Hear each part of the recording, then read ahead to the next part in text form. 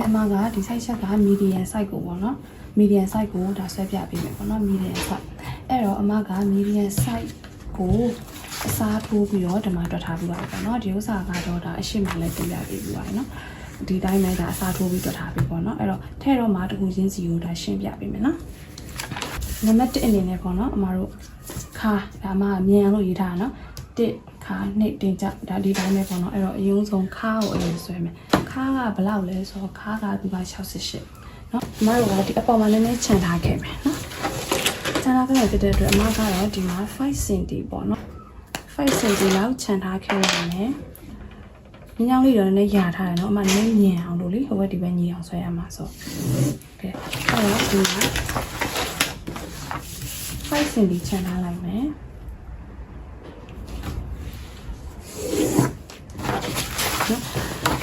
အဲ့တော့အခုဆွဲလိုက်တဲ့5 cm အပေါ်ခြံထားတယ်ပေါ့နော်အပေါ်က5 cm ခြံပြီးဆွဲလိုက်မယ်အဲ့တော့ဒီခြံထားတဲ့တခုဆွဲလိုက်တဲ့မြင်ခါမြင်ဖြစ်သွားမယ်နော်ခါမြင်ဟုတ်တယ်ခါမြင်ဖြစ်သွားတယ်အဲ့ခါမြင်နေတာအမတို့ဒီမှာခါမြင်ဆွဲလိုက်ပြီးတော့နံပါတ်2တင်အကျဆွဲမယ်တင်အကျက median size ကဘယ်လောက်လဲ21ဒီမှာအမတခါလေးကူးချထားတယ်နော်ကွာကျတော့20ခု median size ကွာ20ခုအဲ့တော့အဲ့ကနေတခါလေးဆွဲချမယ်နော်ဒီကနေပြီးတော့ဒီကိုတင်ကြ21နော်ဒီကနေပြီးတော့လေဒီကို21နော်အဲ့တော့ဆွဲလိုက်မယ်နော်ဒီဥစ္စာကပါလေတင်ကြမြင်ပြီးသွားလို့ရှိရင်အဲ့ဒါကွာဒီခါကနေပဲတိုင်းမယ်20ခု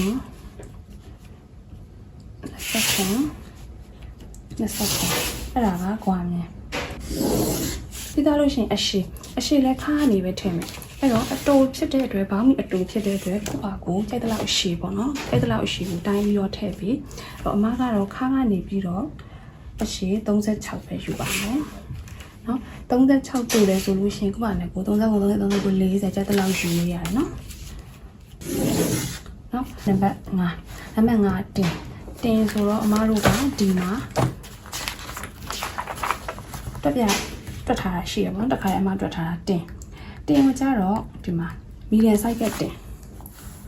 ဘယ်လောက်လဲ62အဲ့တော့ဒီမှာ62ကိုအစားထိုးပြီးတော့4နဲ့စားအပေါင်း1ဘယ်လောက်ရလဲ24အဲ့ဒီ24ကိုလာထည့်မယ်နော်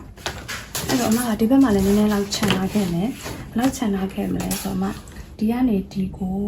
8 cm လောက်ခြံထားခဲ့မယ်ဒီကနေဗီဒီယို8 cm လောက်ဘာဖြစ်ဆိုအမတို့ကွာထုတ်ကမှာဖြစ်တဲ့အတွက်ခြံထားခဲ့ပေးရနော်အဲ့တော့ဒီကနေပြီးတော့ဒီလိုပိတ်ချလိုက်မယ်ဟုတ်ပြီနော်အဲ့တော့ဗာလဲဆိုတော့တင်ကအမတို့ကထားဘယ်လောက်လဲ24ရတယ်အဲ့တော့24ကိုလာထည့်မယ်ဒီကနေဒီကို24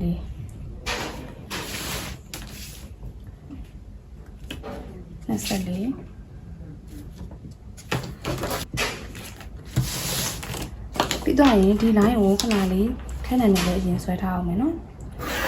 တင်ဆွဲလိုက်လို့ရှိရင်နံပါတ်6ကပါလဲကွာတင်ပြီးတာနဲ့တင်ထည့်ပြီးသွားတာနဲ့နော်တင်ကတွက်ထားတာ24ရတယ်အရှိကအမက36ပဲယူတယ်ကိုကြက်တလောက်ယူလို့ရတယ်နော်ကွာအဲ့တော့နံပါတ်6ကကွာဆွဲမယ်တော့ဒီမှာကွာတွက်ထားတာရှိမယ်ရှေ့ကွာဒီဥစ္စာကရှေ့ဘက်ချမ်းကိုဆွဲနေရဆိုရှေ့ကွာဆိုလို့ရှိရင်နော်ခုနကတင်တွက်ထားတဲ့24ကိုဒီ4နဲ့စားအနှုံး 1.5 ကဲတွက်လိုက်တော့ဘယ်လောက်လဲ 4.5 အဲ့တော့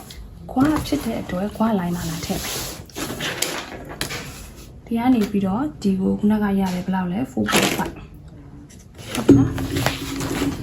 ထည့်ပြီးသွားလို့ရှိရင်အဲ့ဒါကိုဒါနဲ့ဆက်မယ်နော်ပြီးသွားရင်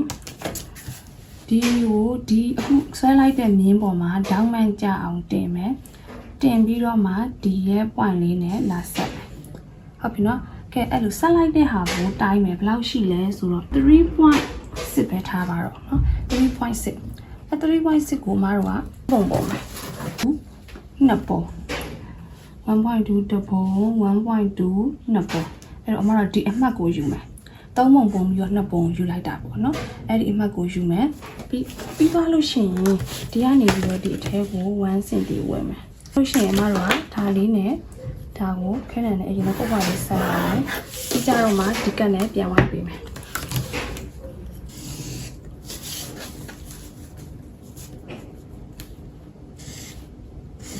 နော် ဖြည့်ပြီးတော့မှဝိုက်ပေးမယ်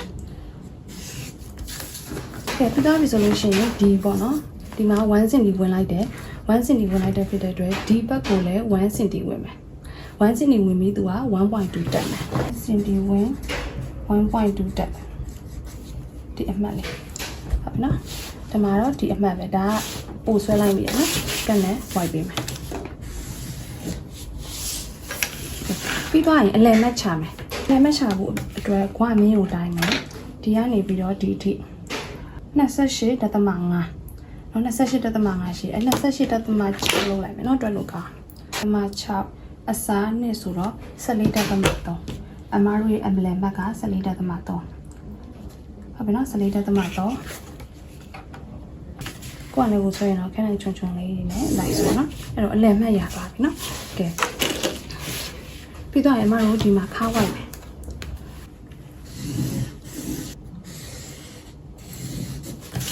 အဲ့ဒါဒီအမတို့ဒီမှာတောက်လာထည့်ရတော့နော်တောက်ကဘယ်လိုထည့်မလဲဆိုတော့အမတို့ခါကိုတွက်ထားတယ်ရှိတယ်ဗာလဲ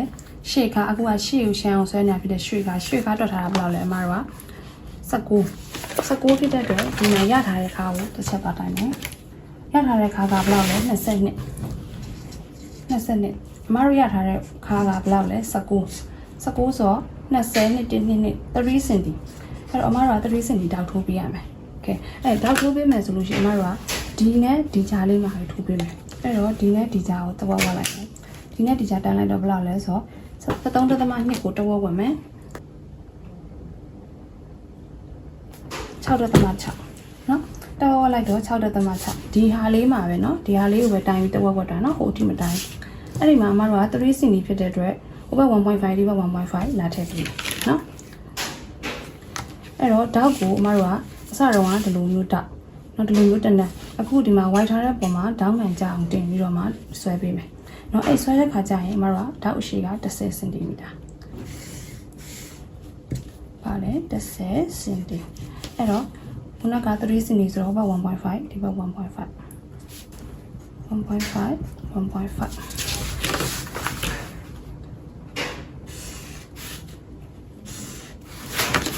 ကဲအဲ့ဆိုရင်ပြီးပြီပေါ့နော်ဒီဥစ္စာလေးဝိုက်ဖြစ်ကြခဲ့တယ်နော်အဲ့တော့ဒါလေးကိုဝိုက်ပါမယ်ကဲဒါကဗာလဲရှေ့စမ်းပြီးသွားလို့ရှိရင်နောက်ချမ်းကိုသွားတော့မယ်နောက်ချမ်းမှာလည်းအမတို့ကဒီမြင်းတွေကတစ်ဆက်တည်းဖြစ်တဲ့အတွက်ဒီမြင်းတွေကိုအနောက်ဘက်ကိုပဲဆွဲချလိုက်မယ်နော်ပို့ပြီးလွယ်ကူတော့နော်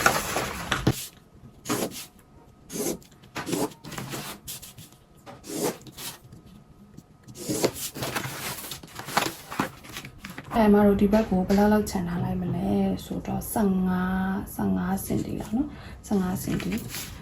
လောက်ခြံထားလိုက်မယ်ဒါကတော့လေတက်လောက်ခြံလေးရတယ်နော်15ပဲခြံ10ပဲခြံနော်ဒါကပါလေနောက်ဖက်ကိုဆွဲလိုက်အဲ့တော့အမတို့ကခုနကဆွဲထားတယ်တင်ကဘယ်လောက်လဲတင်က24ဖြစ်တဲ့အတွက်မတို့24လိုက်မှတ်မယ်သွားရင်အမတို့ဒီ24ကိုခဲတံလေးနဲ့ပဲတစ်ချက်ဆွဲထားမယ်။ဘာထည့်မယ်နော်။ဒါက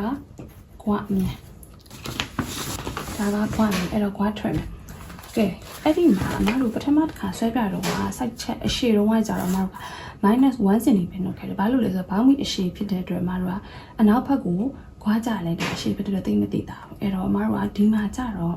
နည်းနည်းကွာကိုပြန်ပြီးတော့တိမ့်ပေးမယ်ပေါ့နော်အဲ့တော့အတိကဟိုတင်အမျိုးစားပုံမူတည်ပြီးတော့မှ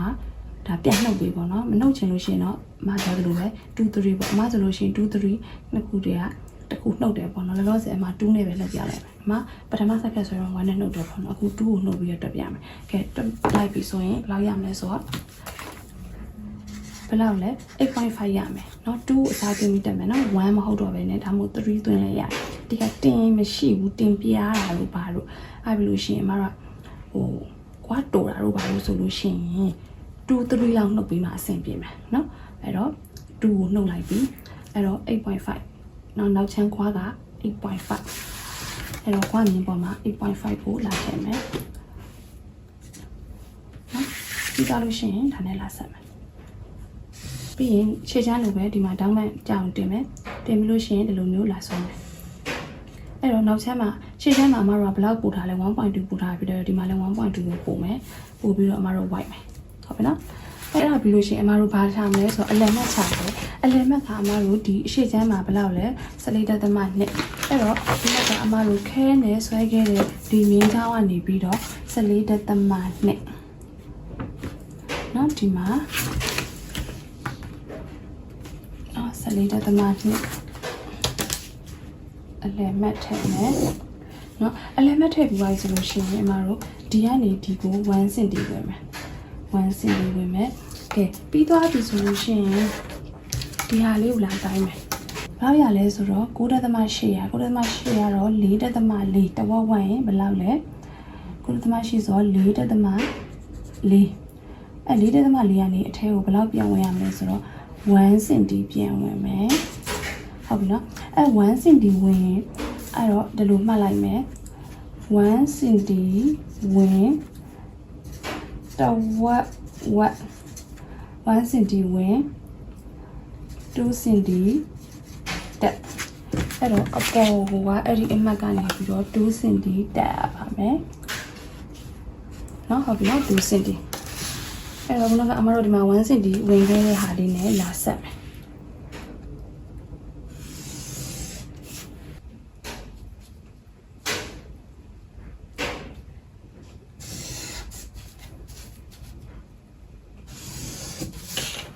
ပြီးကနေဝိုင်းလိုက်မယ်။အဲ့ဒီဘွားလို့ရှိရင်အမတို့ကတင်အမှတ်ကိုပြန်ရှာမယ်။ဘာဖြစ်လို့လဲဆိုတော့တင်အထဲကိုဝင်သွားပြီ။အဲ့တော့ဒီမှာဒါကတင်မြင့်ဖြစ်တဲ့အတွက်အဲ့တင်မြင့်ပေါ်မှာရှာမယ်။နောက်ကအမတို့တန်းတန်းဆွဲထားတဲ့မြင့်ရှိတယ်။အဲ့မြင့်ပေါ်မှာတောင်းမှန်ကြအောင်တင်မယ်။တောင်းမှန်ကြအောင်တင်ပြီးအမတို့တင်တွက်ထားတာဘယ်လောက်လဲ24ကို1 cm ထပ်ပေါင်းမယ်။ဘယ်လောက်လဲ25။အဲ့တော့တောင်းမှန်ဒီပေါ်မှာကြအောင်တင်မယ်။ပြီးတော့ဒီတင်မြင့်အောက်ကိုလည်းမရောက်ပါဘူး။အဲ့တော့ဒီမှာနော်25 cm နော်။ဗာလဲငကိုလုံးက24အဲ့ဒါကို1 cm ထပ်ပေါင်းမယ်။ဘယ်လောက်လဲ25ဖြစ်သွားမယ်နော်တင်ရ25 cm အဲ့တော့အမားတို့ရဲ့တင်ရင်းကဒီဟာမဟုတ်တော့ဘူးနော်ကခဲလေးနဲ့ဆွဲခဲ့တာမဟုတ်ဘဲအပြင်းပြင်းဖြစ်သွားပြီအဲ့တော့တိုင်းကြည့်လိုက်မယ်ဘယ်လောက်လဲ 3.5 cm ပိုသွားတယ်အဲ့တော့အမားတို့ကအကုန်လုံးကို 3.5 တန်းတန်းဆွဲချလိုက်မယ်နော်ဘလို့ဆိုဖွားဖွားလေးပဲဆွဲအောင်မယ်နော်โอเคဆွဲချလိုက်နော်အဲ့ဒါတင်ရင်းဖြစ်သွားပြီပေါ့နော်တင်ရင်းဖြစ်သွားတဲ့အချိန်မှာအမားတို့ဒီကနေဒီကို1.5 ဝင်မယ်1.5 ဝင်1.2 တက်မယ်ဝင်အဲ့ဝင်တဲ့အမှတ်ကနေပြီးတော့1.2 အပေါ်တက်မယ်ဒီအမှတ်ကလေးပေါ့နော်ဒီမှာကဲအဲ့ဒါပြီးသွားလို့ရှိရင်မတို့ white ပါမယ်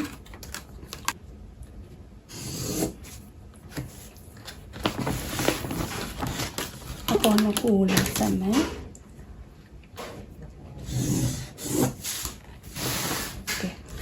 ပြီးသွားလို့ရှိရင်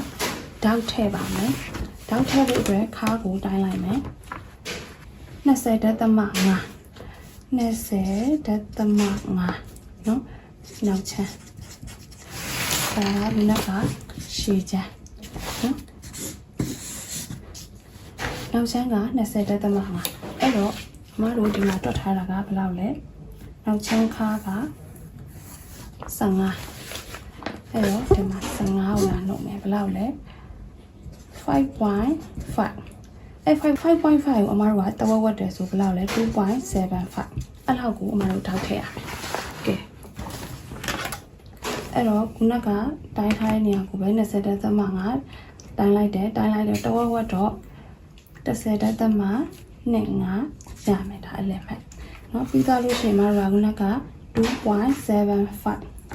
2.75 ဟိုဘက်ကိုလည်း 2.75 ကိုလာထည့်ပြီးတော့ရင်တောက်အ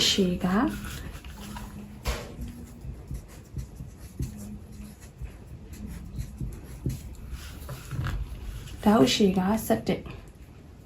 เนาะဒီပေါ်မှာပဲ white ထားတဲ့ပေါ်မှာပဲဒေါင်းမင်းကြအောင်လာထည့်မယ်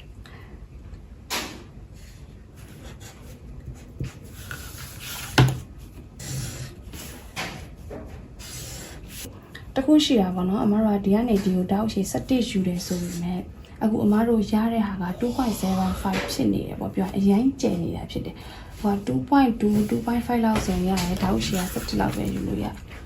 အဲ့တော့အမကနောက်ရှမ်းတောက်ရှိကို1 cm ပေါင်းပေးလိုက်မယ်နော်ဘာလို့လဲဆိုတော့အမတို့တောက်ချုပ်ရတာအရင်ဖောင်းဖောင်းဖြစ်နေမှာဆိုလို့နော်အပေါင်းတစ်ဆိုတော့ဘယ်လောက်လဲတောက်အရှိရစနစ်ဖြစ်သွားမယ်ဒီဥစ္စာကြဲပြီဆိုတောက်ကုန်နဲ့အောက်ကိုဆင်းပြီနော်ဟုတ်လားဒီကနေပြီးတော့ဒီကို2 cm ဝင်ပေးမယ်ဆက်မယ်ဒီရလဲဒီရတော့ဒီအတိုင်းပဲပေါ့အောက်ကိုဆွဲချမယ်2 cm ဝင်မယ်အဲ့တော့အမတို့တစ်ခုဆက်ရမှာရှိတယ်ကွာကိုတစ်ချက်ပြန်တိုင်းရမယ်ဒီကကွာဘယ်လောက်လဲ9 cm